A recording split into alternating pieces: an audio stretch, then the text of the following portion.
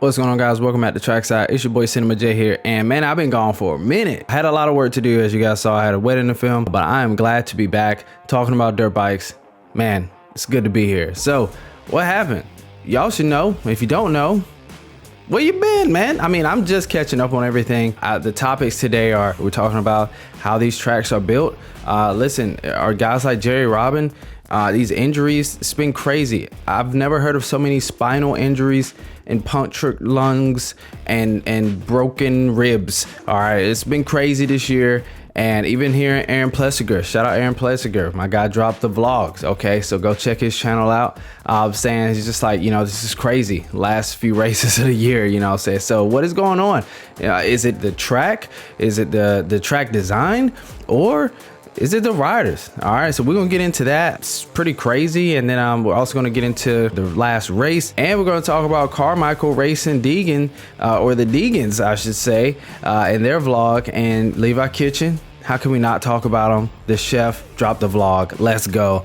And then AP and Chase, they dropped vlogs. So guys, these guys are giving us good quality content. Check out the videos. Let's keep supporting them. And before we jump right into things, I want to give a big shout out to my #1 sponsor, my Lord and Savior Jesus Christ, who so graciously saved my life. Listen, the free gift of salvation is there. All right, I don't lean on my own understanding. I don't put my life in another man's hand, but I will put my life in the man who conquered death. I will put it in his hands. Okay, there's only one person who did that, and that's Jesus Christ. All right, look it up yourself. I encourage you to get to know him yourself. All right, guys, let's jump right into this. We're gonna talk about East Rutherford, but before we jump into it, we're gonna check out my latest sponsor, Panic Rev. Panic Rev's overall mission is to share the gospel with the motocross community through authentic and engaging content such as this. Listen, the main goal is to inspire you guys to follow Jesus. So yes, Panic Rev does have some pretty cool apparel, so check that out. They got some really good stuff on the website. In my opinion, some of the best out, especially motocross related, so I love it. They sent me some stuff.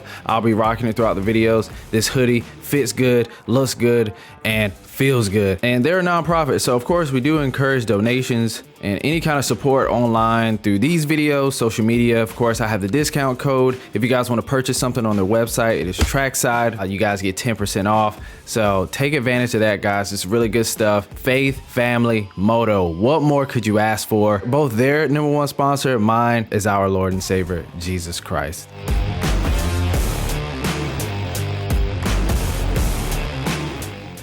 All right, Jerry Robin is badly hurt. Now, this is a huge topic for me. It has got everything to do with East Rutherford, okay? Because wow, that track, some guys saying one of the gnarliest tracks again. And I'm like, I've heard that so much this year. So I'm like, one thing in my opinion that I've noticed, and AP said this a lot in his vlog, is the jumps are so peaky.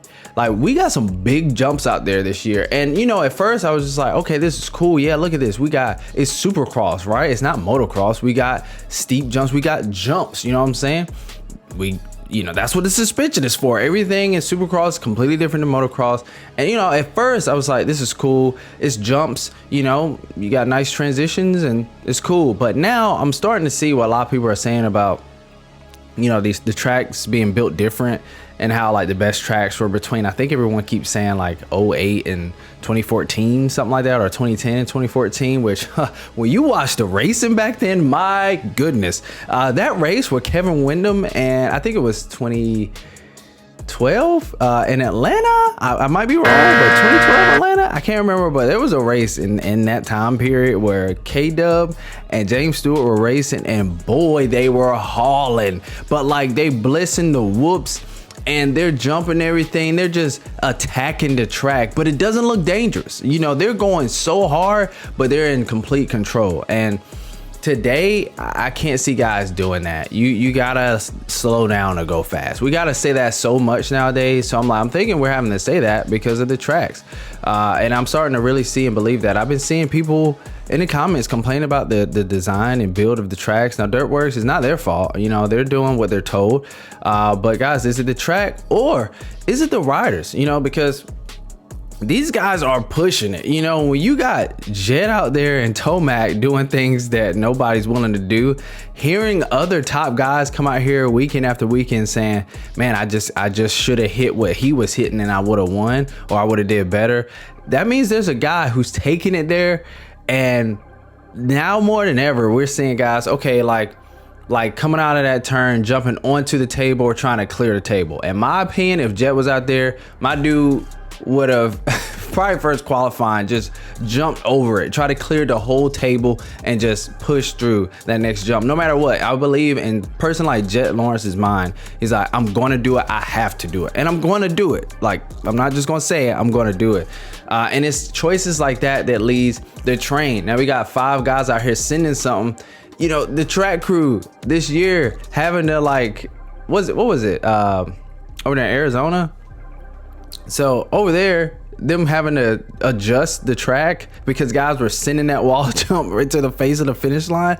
That is crazy, but that's what I'm talking about. Like, these dudes, they're doing stuff because the next guy's doing stuff, and it's a matter of, am I willing to do this to win? So I feel like, conclusion, it's a combination. All right, East Rutherford, that's what I'm talking about. East Rutherford was a separator. We had a separator, a few of them on that track. I mean, we got dual whoop sections out here that basically turned into baby jumps, and that's another thing. The whoops didn't have that much space in between them back then. You can actually you can whoop through them, whoop, you know. But now it's we got top factory dudes jumping whoops. Like, nowadays the whoops, yeah, they're big, and like, yeah, James, he would be skimming the whoops, but still they would be dangerous, you know what I'm saying? So where do we go from here? You know, I know they got Ezra Lusk, you know, guys coming in to help change things, but have we seen change? When is that going to happen? You know, that's my biggest question. I just don't know what needs to happen, but we'll see if things stay the same. We'll see if guys back it off. Doubt that's going to happen. When Jet comes back, dude, and when Deegan moves up 450s, these guys are going to go even harder. So if it means to win, you know what I'm saying? So Chase too, he's going to send it. We'll have a whole top 4 dudes out there just sending it. And then, you know, that leaves the 10 to 20th guys. Their level is higher than the 10 to 20th place guys back in 2010. You know what I'm saying? So everybody's out here pushing the envelope. But it's crazy to see a guy like Chase Sexton was chiming in about him on how, like, the ride that everyone saw Chase Sexton ride in East Rutherford was the ride that I witnessed in Z-Max 2 years ago in 2023. That was just like perfect, flawless. Like, the dude went out there and was just like, nobody could beat this guy, you know what I'm saying? And that was the Chase Sexton we saw. Man, I bet you people betting are just like, wow, betting all this money on Chase in the early stages, crashing, losing. Bah.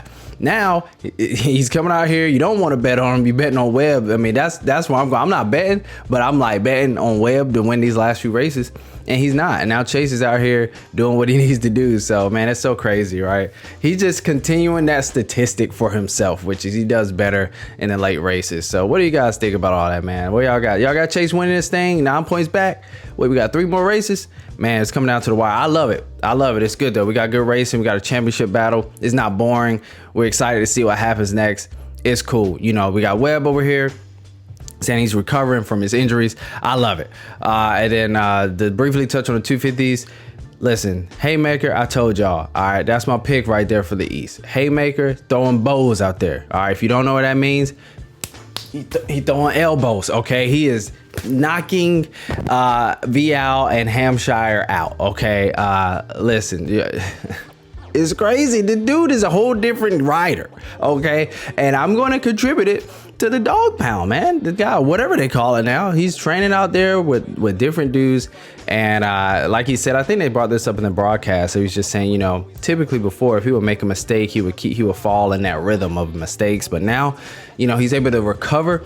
He's able to be more fluid and just stronger overall on the track. So the guy's consistent. The guy is strong, and man, he is well put together. And hey, we might have a PC championship. So drop a like, comment if you want to see that. How you guys feeling about the East Coast guys? I mean, we still got a battle. These guys are really close in points. All it takes is somebody to have an off race. And will Tom Vial win a race? That's my question for y'all. Drop down in the comments. Will he win a race?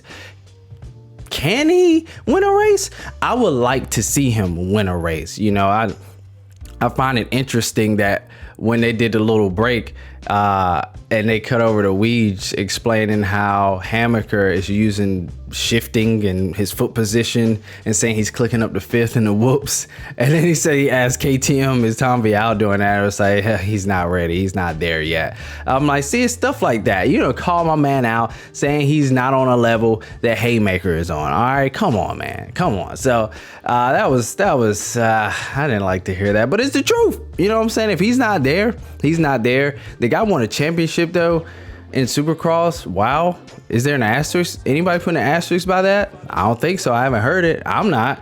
But he's just not the guy this year. You know, he's in there, but these guys kind of saying that we're talking about, they're racing at such a high level that they're either blowing themselves up or I don't know, or they're just winning all out. It's just like it's a bunch of James Stewarts out there, just all in or not finishing. That's just where we at with like the whole top five in all the classes. So yeah, what do you guys think about all this? Drop your comments, let me know. We're gonna jump into the next sponsor, man. Eargoes. Check these guys out, man. I know a lot of you guys ride. You need to protect your ears, so listen up. So Eargoes was nice enough to send me a set, try, and I used to run earplugs, but then I stopped because all the earplugs would hurt my ears.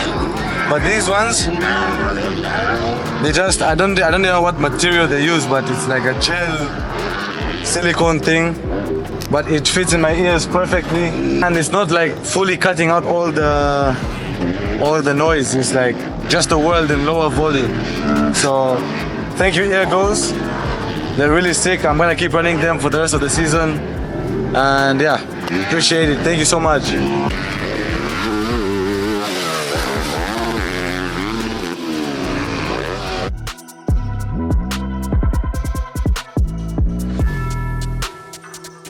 All right, y'all watched that Deegan video? Not the last one where Brian Deegan almost crushed his, well, he didn't almost, he crushed his skull. That was pretty hard to watch. Yes, Brian, you know, gotta wear the helmet. It's like the times we go out without the helmet, that's when something happens, right? But wow, that was tough to watch. But now that one, we got Carmichael out there, you know what I'm saying? And I was talking to my boy Andre over there who's running Eargoes, and he's like, you know, I hadn't watched it yet, you know, and I had a busy weekend. He's like, man, Ricky was out there wanting to go at it. He still got, you know, he got some dog in him, it sounds like, you know. So it's Ricky.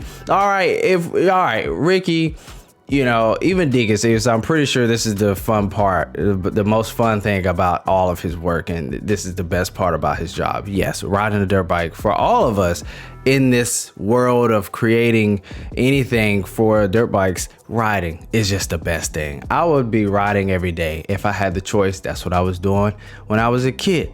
But man, Ricky, you know, people can say what they want about him, but I love me some Ricky Carmichael on a dirt bike. I don't care how old he is. Man, it's just, I would love to see James Stewart get back on a dirt bike. That video would get 1 million views. It doesn't matter if he was just rolling around his yard. I'm pretty sure to get 1 million views.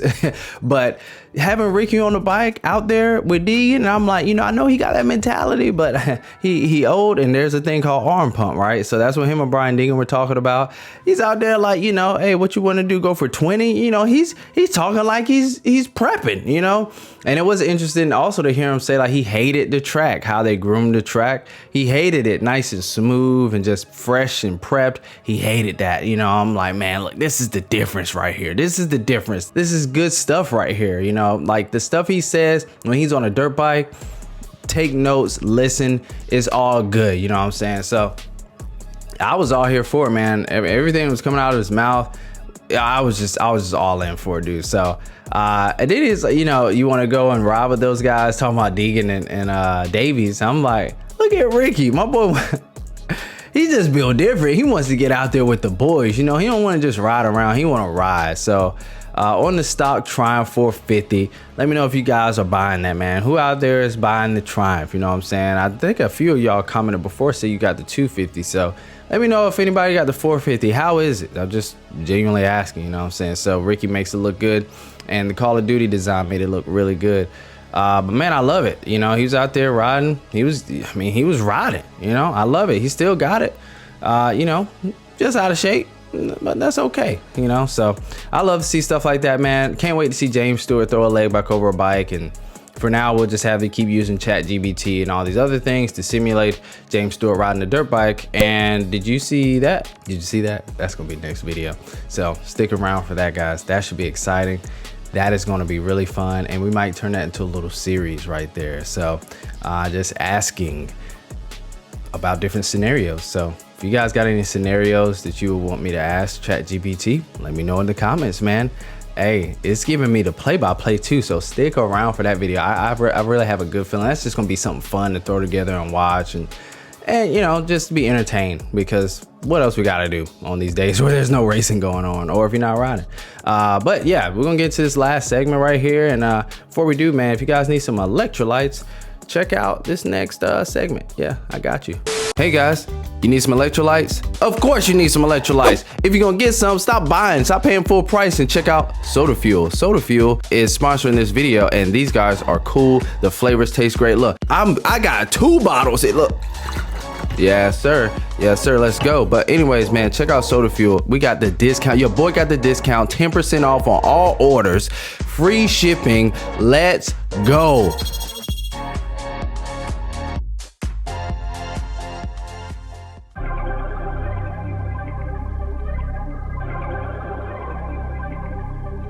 All right, last segment here. We got Levi Kitchen vlog, we got Chase Sexton vlog, we got Aaron Plessinger vlog. I'm loving it. Levi Kitchen, we'll start with him. Where you guys got him? I love to see these guys coming back. These guys who've been hurt, they're out here. Jet is out here, Hunter's out here. All these guys are prepping for outdoors. Now I would say the most dangerous person, the Lawrence, is training for outdoors before everybody else. We saw what Jet did when he trained for outdoors. Got to, at least before everybody. The kid went undefeated. Wow. Is that what's happening here? You know, is it the same because he's recovering from an injury? I believe the kid is still different. James Stewart got injured, came back, was still that dude. You know what I'm saying? So I believe Jet is in that same category. He could get hurt, but he's gonna come back so long as he's not in pain and it's not causing him to have the Eli effect. Eli Tomac, you know, just mentally being blocked because he knew his leg got hurt or his Achilles, but even though it felt fine. So like I said, favoring a leg. So long as Jet doesn't have that problem. Levi Kitchen, he's looking good. He's looking solid. He's riding, man. He got a chance to hop on the 450. One could say they're a little lazy on the 450 because they got more power, but I mean, them things rip your arms off. So I would still think that's a workout, and he's killing it on the 250. So he's looking solid. He's looking good. You guys got Kitchen beating Deegan this outdoor season? Who got Kitchen beating Deegan outdoors? Drop it in comments. Let's hear it. Give us your take. I want to know. Next, AP and Chase. You know, AP, they still, you know, they in the Supercross mode, but I know they're doing a little motocross testing here and there. They've been asked about it at least, but man, should these guys have more time after Supercross, do you think? What's your guys' opinion on that to prepare for outdoors? I think it's pretty crazy that other guys, you know, get to go ahead and do their prep now. That makes a huge difference to come off Supercross, switch everything up, go to motocross. Or do you think it doesn't matter? It's all about the rider. It's all about the mindset. I think it's a little bit of both, in my opinion. That these guys gotta, you know, go out and win. It takes a special person. Go out there and win that Supercross championship, come win the motocross championship. And it's called Eli Tomac. Y'all, what is Eli gonna do? Like, I'm hearing, y'all seeing the news? I'm hearing he got Ducati and he got possibly KTM, which moving parts. But yo, if he comes back, I need to see Eli Tomac on a Ducati. It's just right. Now, yes, the guy's gonna change sponsors for the first time in years. So what? James Stewart changed sponsors? You know, if James can do it, Tomac can do it. All right, it's last year. You know, they got a lot of Monster Energy stuff they're gonna have to get rid of though. So, y'all know they go on Red Bull, but will he be able to keep his sponsor, Monster Energy? How would that work? You know, so all I know is I need to see him on a Desmo. Okay, I need Tomac Desmo smoke. All right, I need him to give that Ducati engine all the smoke, man. I need to see it. Like, that would be the perfect person for them to get, but also at the same time, not the perfect person for them to get, because he's gonna be like a one and done. Ducati needs a guy who's going to come in here, help develop and keep developing and stay with the team. So that, to me, honestly looks like a Justin Barcia. But we're going to see. He did really good for Gas. But man, I'm excited to see what happens for next year. Also excited just to see outdoors this year, man. Tomac's back on the bike. He's training, guys. Tomac is training for outdoors. Jet is training for outdoors. Hunter is training for outdoors. These guys are going to come in and light it up. Chase, he's strong. He built different. He's still going to be strong. But he's going to have to get all the rest he can while at the same time still prepping. So he's going to be at a disadvantage. And is Cooper Webb finally going to have a breakout motocross year? With the level of guys coming out here, I don't see it happening, but he surprised a lot of his Supercross. Yeah, I know a lot of guys out, but surprised us as in like beating Chase Sexton straight up, which is no small feat. So, man, so many things going on, man. I'm loving it. I'm feeling it. What are you guys most excited for? Drop that down in the comments. I'm just happy to be back here, working my way back into these videos. This one's pretty long, but yeah, man. I'm excited to drop this next one. If you guys caught that little snippet right there, if not, hit your notification bell. I got some heat about to drop here really soon, and I can't wait to see you guys over there. If that video is not posted by this one, by the time this one's over, well, check out the other videos at the end. I'm Cinema J.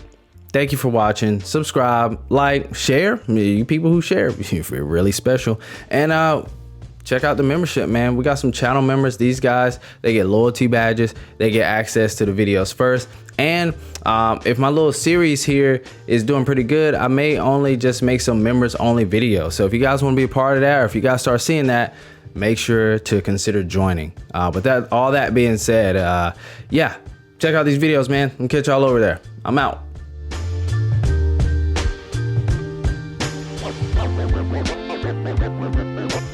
Always had a way to make it work and find another route. Always had a way to